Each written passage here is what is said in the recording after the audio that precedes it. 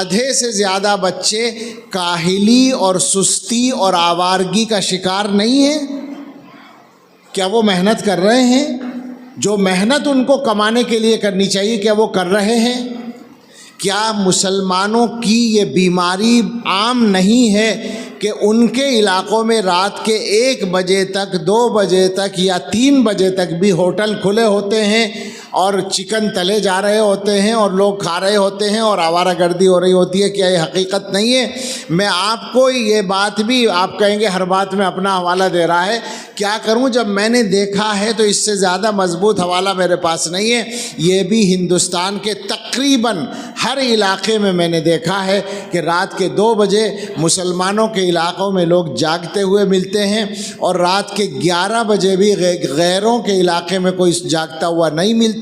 اور اس سے زیادہ شرم اس وقت آتی ہے جب صبح صادق کے وقت میں اپنے علاقے میں سناٹا ملتا ہے اور دوسروں کے علاقے میں کئی سو آدمی سڑک پر واکنگ کرتے ہوئے ملتے ہیں۔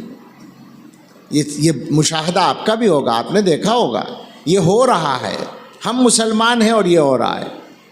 کاروبار کا جہاں تک معاملہ ہے، اسلام سے زیادہ کاروبار کے طریقے کسی نے نہیں سکھائے، کامیاب کاروبار کے طریقے۔